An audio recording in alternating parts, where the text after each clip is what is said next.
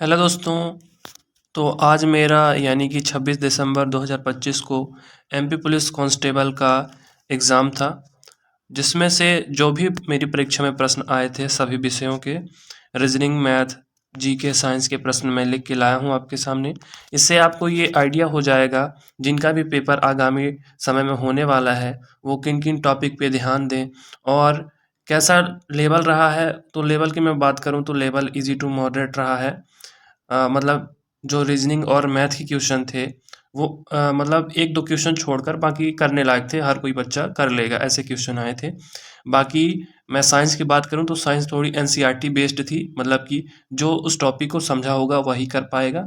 Factual question कम थे science में या ना के बराबर थे। तो मैं सभी विषयों के क्वेश्चन लेके आया हूँ।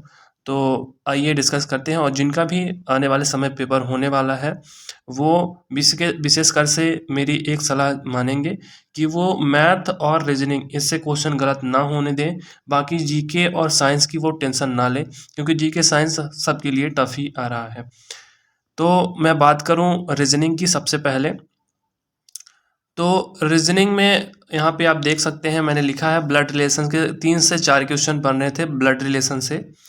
और रीजनिंग मतलब ऐसे कहें तो रीजनिंग मतलब इजी थी, रीजनिंग बहुत ज़्यादा हार्ड नहीं आई है। मेरे ऑलमोस्ट क्वेश्चन सही थे रीजनिंग में। इसके बाद मैं सिलोजिज्म की बात करूँ तो सिलोजिज्म में 2 क्वेश्चन थे, और ये रीजनिंग के सारे टॉपिक करने लायक थे। नंबर सीरीज में अगर मैं बात करूं तो प्लस माइनस करके या फिर ऑड इवन में ऐसे डिफरेंस करके ऐसे नंबर सीरीज थे। तो नंबर सीरीज तीसरा टॉपिक इससे क्वेश्चन आया था। हिडन फिगर के 2 क्वेश्चन थे मेरे पेपर में। कोडिंग डिकोडिंग की बात करें तो वेटेज ठीक ठाक रह रहा है, जब से पेपर स्टार्ट हुआ है तब से इस टॉपिक से ठीक ठाक क्वेश्चन आ रहे हैं। 3 से 4 क्वेश्चन भी आपको देखने के लिए मिल जाएंगे एग्जाम में। इसके बाद मैं अगले टॉपिक पे बात करूं तो अगर अगला है फिगर कंप्लीट, इससे 101 से 2 क्वेश्चन बन रहे हैं मेरे एग्जाम में। मेरी शिफ्ट में सिर्फ एक क्वेश्चन आया था फिगर कंप्लीट से। फिगर कंप्लीट ये वाले क्वेश्चन सॉल्व करने में थोड़ी प्रॉब्लम आ रही है, क्योंकि फिगर बड़े रहते हैं तो कर्सर को ऊपर नीचे करना पड़ता है, जिससे कभी प्रश्न आकृत दिखती है तो कभी ऑप्शन वाले दिखते हैं। तो इससे थोड़ी प्रॉब्लम होती है, टाइम टेकिंग हो जाता है। नेक्स्ट मैं बात करूं तो फाइंड ऑड यानी विषम को चुने, तो ये कभी लेटर सीरीज में जैसे अल्फाबेटिकल सीरीज है तो कभी उससे क्वेश्चन बने थे और नंबर से भी क्वेश्चन बने थे। और एक क्वेश्चन ये ऐसा करके आया था कि अगर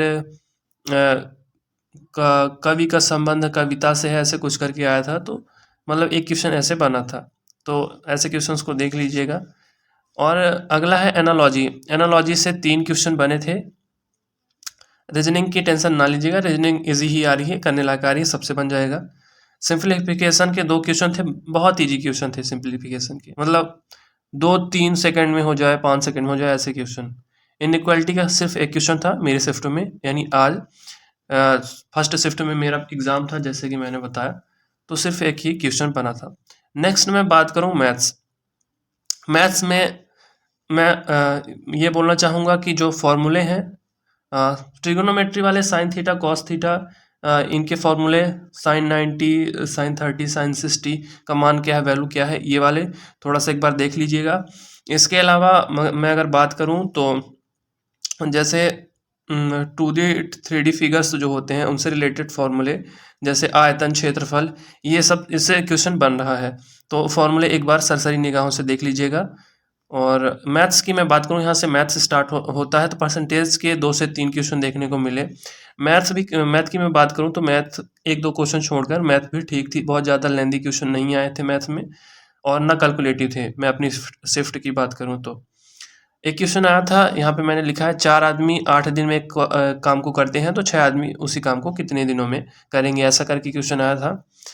और इसके बाद मैं बात करूं एसआई से 2 क्वेश्चन बने थे, सीआई से क्वेश्चन नहीं आया था, और एसआई से भी इजी क्वेश्चन बना था।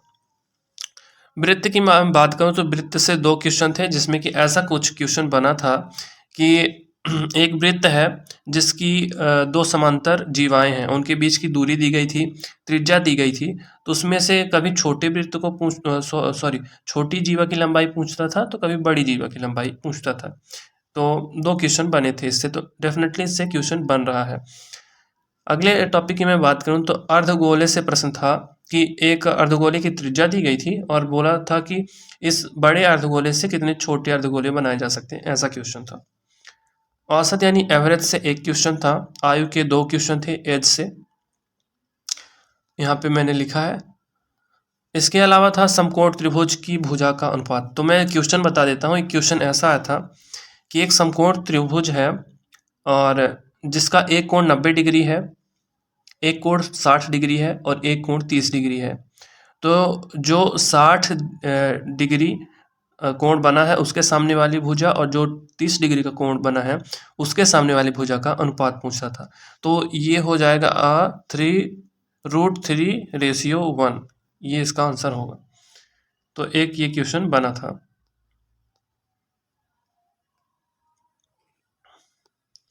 नेक्स्ट मैं बात करूं तो समचतुर्भुज से मैंने जैसा कि मैं बताया कि फॉर्मूला बेस्ड क्वेश्चन बना था इसमें से, जिसमें पूछा था कि दो मतलब विकर्ण दिए गए थे समचतुर्भुज के और पूछा था कि समचतुर्भुज की भुजा क्या होगी, ऐसा क्वेश्चन बना था। एक डिस्काउंट से प्रश्न था मेरे में, 15% और 5% का डिस्काउंट, ऐसा कुछ पूछा था। ट्रिग्नोमेट्री से क्वेश्चन पूछा था, साइन 30 का मान दिया था 0.5 है, तो बताओ कॉस 60 का मान क्या होगा, तो वही सेम चीज़ होगी इसमें। एक क्वेश्चन रीजनिंग का यहाँ पे मैंने लिखा है, ये ऐसा क्वेश्चन आया था कि यदि हरा को नीला कहें, नीला को लाल कहें तो घास का रंग क्या होगा, ऐसे क्वेश्चन आया था एक तो रीजनिंग में। अब ये तो हो गए रीजनिंग और मैथ के सवाल। रीजनिंग और मैथ करने लायक कार्य है। एक दो क्वेश्चन को छोड़कर मैं बात करूं तो इजी ही आ रहे हैं क्वेश्चन, करने लायक आ रहे हैं, ज़्यादा कैलकुलेटिव नहीं है। अब मैं साइंस और जीके की बात करता हूं कि उसमें कौन कौन से प्रश्न आए थे। तो ये हैं जीके और साइंस के क्वेश्चन जो मैंने लिखे हैं। जितना मेरे को याद था मैंने इसमें लिखा है, बाकी कुछ क्वेश्चन ऐसे हो सकते हैं जो मुझसे छूट गए हों। तो जो पहला क्वेश्चन मैंने लिखा है यहाँ पे वो है स्वांग नृत्य, जो बुंदेलखंड का है। तो इसमें पूछा गया था कि स्वांग नृत्य में स्वांग का क्या अर्थ है। क्या स्वांग एक खाद्य पदार्थ है या वस्त्र का नाम है या मतलब गद्य या पद्य शैली का संगीत है, ऐसे करके क्वेश्चन बना था। दूसरा क्वेश्चन है यहाँ पे, शहाबुद्दीन औलिया दरगाह कहाँ पे लगती है, किस शहर में, मध्य प्रदेश की, तो इसका आंसर हो जाएगा नीमच। तीसरा क्वेश्चन था गरीबी हटाओ का नारा किसने दिया, तो यहाँ पे इंदिरा गांधी इसका करेक्ट आंसर हो जाएगा। ये क्वेश्चन बना था। यानी पंचवर्षीय योजना से रिलेटेड दो क्वेश्चन थे, एक ठो ये वाला क्वेश्चन भी। छठी पंचवर्षीय योजना का कार्यकाल कुछ करके ऐसे प्रश्न पूछा गया था। तो यहाँ पे 80 से 85 होना चाहिए छठी पंचवर्षीय योजना। फिर है अगला प्रश्न आम्ल क्षार सूचक, इससे क्वेश्चन बना था। तो इसमें NaOH यानी सोडियम हाइड्रोक्साइड और आगे लिखा हुआ है फॉर्मिक एसिड यानी HCOOH। तो ऐसे कुछ क्वेश्चन करके पूछा था जिसमें कि ये दोनों ऑप्शन में लिखे थे, इतना मुझे याद है। फिनोप्थलेन और मेथिल ऑरेंज ये दोनों ऑप्शन में थे। फिर अगला क्वेश्चन बना था बिहार का शोक किस नदी को कहा जाता है, तो कोसी नदी इसका करेक्ट आंसर होगा।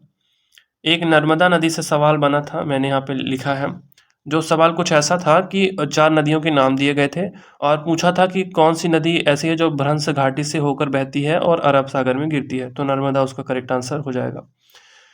अगला है क्वेश्चन जो आया था, ताप बढ़ाने पर प्रतिरोध क्यों बढ़ जाता है, तो उसमें था विकल्प में कि जो मुक्त इलेक्ट्रॉन होते हैं वो आपस में कंपन करते हैं, टकराते हैं, जिसके कारण प्रतिरोध बढ़ जाता है, ऐसा कुछ था। तो ये क्वेश्चन एक बना था प्रतिरोध से।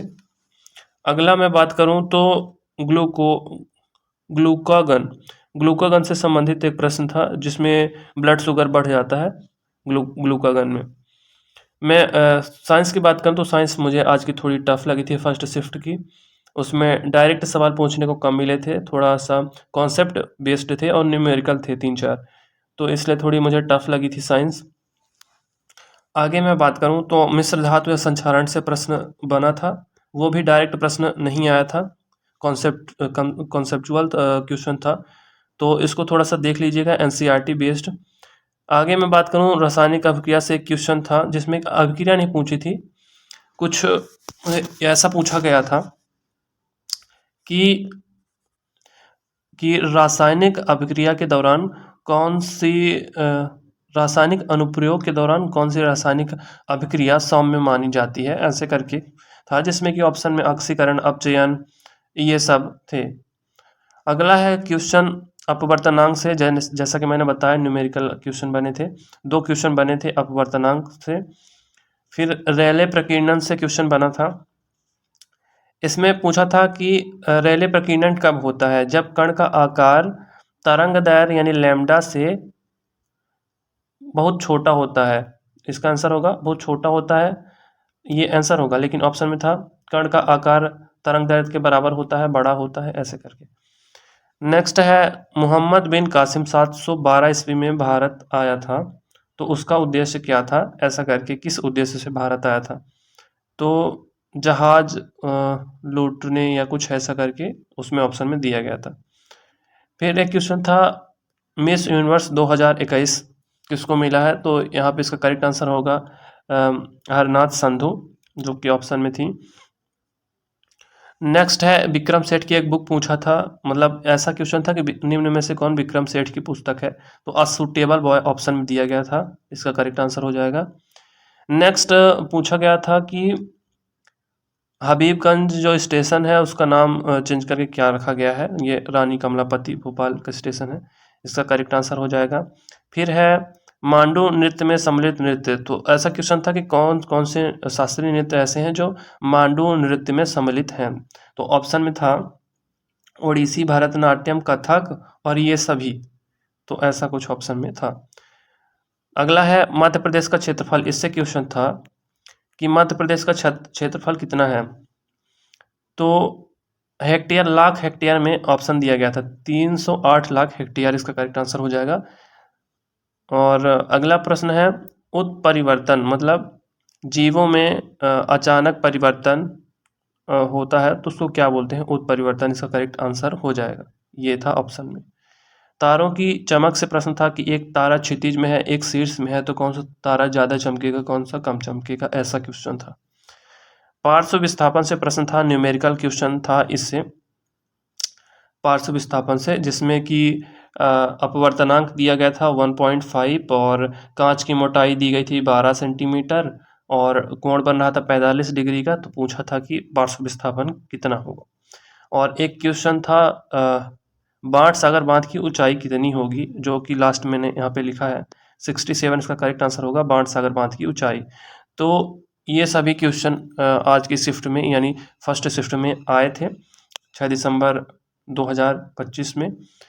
तो आशा करता हूँ आपको वीडियो हेल्पफुल लगा होगा और इन सभी टॉपिक्स को कंप्लीट कर लीजिएगा।